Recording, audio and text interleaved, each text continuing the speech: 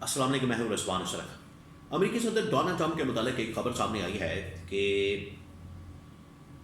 اب وہ اپنی آئی پر آ گئے ہیں۔ اب انہوں نے اپنا اصل چہرہ دکھا دیا ہے اور دنیا کے سامنے اب کھل کے آ گئے ہیں۔ ان کو پتہ لگ گیا ہے کہ اب میرے اگلے 1-2 سال ہیں میرے پاس، انہی سالوں کے اندر میں نے کچھ کرنا ہے، جو کچھ کرنا ہے میں کر لوں، لہٰذا وہ سیدھے ہو گئے ہیں۔ تو فلسطین کا مسئلہ ہو، غزہ کا مسئلہ ہو، گرین لینڈ کا مسئلہ ہو، وینزویلا کا مسئلہ ہو، کسی بھی جگہ پر اب وہ کسی کا لحاظ نہیں کر رہے اور کھل کے باہر آ گئے،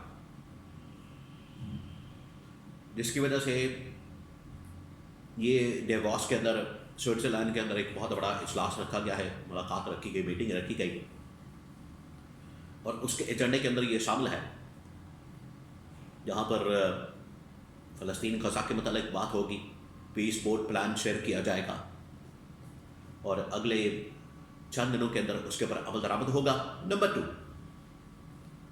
ساتھ ہی ساتھ یہ تو ہے غزہ کے متعلق پیس بورڈ پلان، ساتھ ہی ساتھ گرین لینڈ، وینزویلا اور باقی ممالک کے متعلق بھی فیصلہ کیا جائے گا۔ اس کے بارے میں بڑی اہم ترین معلومات میرے پاس موجود ہے۔ پاکستان سے کیا رابطہ ہو سکتا ہے، پاکستان کی جانب سے کیا پیغام دیا گیا، ایک ایک کر کے میں آپ کے ساتھ شیئر کرتا ہوں۔ پاکستان کی جانب سے جو انفارمیشن سامنے آئی کہ پاکستان نے اس بات کا انڈیا دے دیا، سگنل دے دیا، پاکستان نے اس بات کا فیصلہ کر لیا کہ ہم جا رہے ہیں پیس بورڈ کے اندر، جو کہ غزہ اور فلسطین کے متعلق ہے۔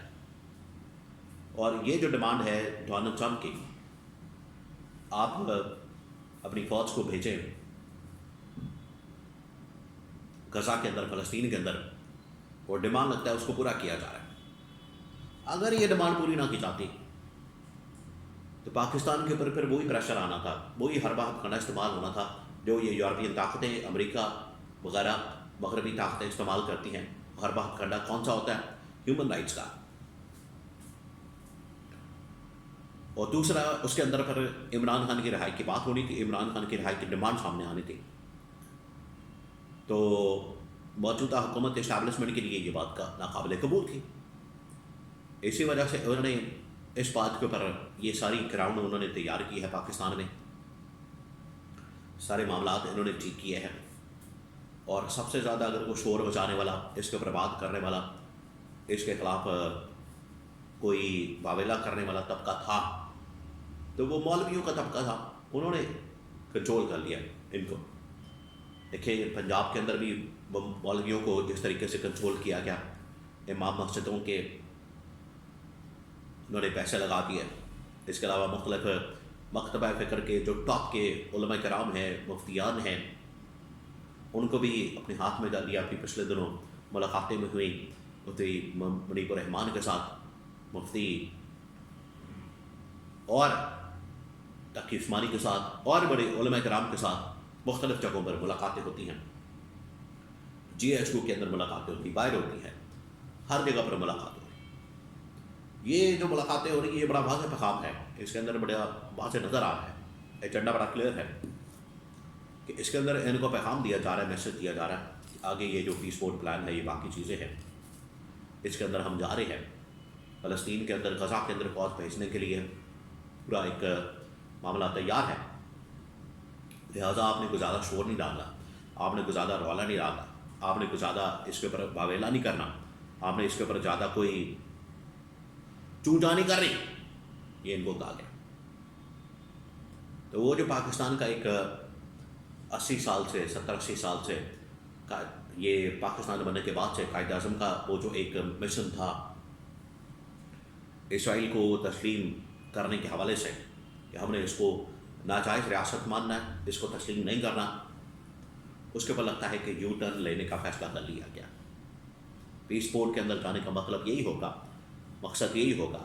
اس سے واضح طور پر نظر آ جائے گا کہ پاکستان کی وہ جو پالیسی ہے، پاکستان کا وہ جو ایک اسٹانس ہے، پاکستان کا وہ جو ایک پرنسپل ہے، اصولی جو واقف ہے، اس سے پاکستان پیچھے ہٹ رہا ہے، یہ نظر آ رہا ہے۔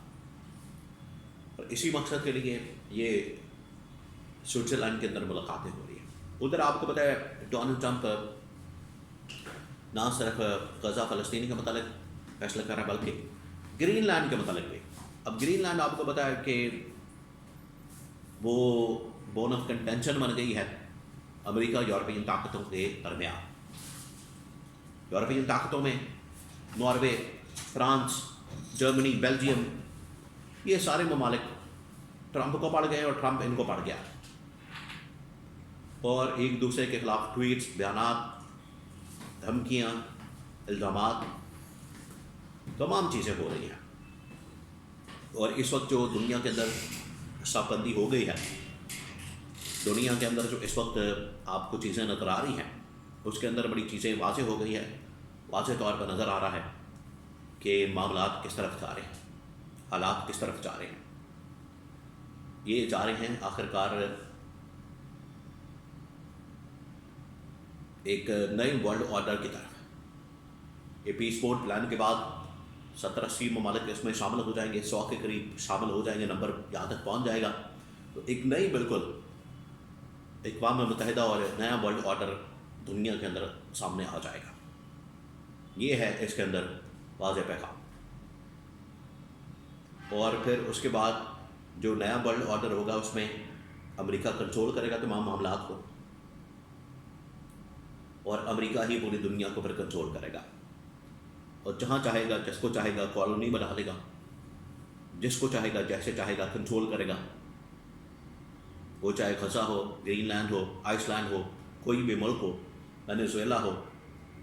یہ آگے پھر جہاں جہاں اس کو ضرورت پڑے گی معدنیات کی اور ٹیکنالوجی کے لیے، آگے کی جو ٹیکنالوجی ہے اصل میں یہ ساری ڈپینڈ کرتی ہے منرلس کے اوپر، معدنیات کے اوپر، جو بڑی تعداد میں چائنا کے پاس موجود ہے. آپ دیکھیں چائنا اس وقت اسی وجہ سے ٹیکنالوجی میں بہت آگے چلا گیا.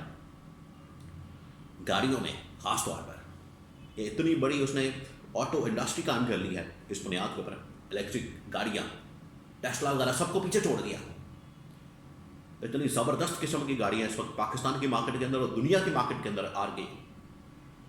یہ بہت اپنی مارکیٹ کو کیپچر کر لے گا چائنا نئی ٹیکنالوجی میں. یہ ٹرمپ کو ہضم نہیں ہو رہا. اس وجہ سے ٹرمپ نئی ٹیکنالوجی کے لیے جو چیزیں استعمال ہوتی ہیں ان کی طرف جا رہا ہے، ممالک کی طرف جا رہا ہے جو معدنیات سے بھرپور ہے. Venezuela, Iceland, Greenland, ادھر اپنی کالونیاں بھی بنا رہا ہے اسرائیل کے ذریعے عرب ممالک کے اوپر، غزہ کے اوپر.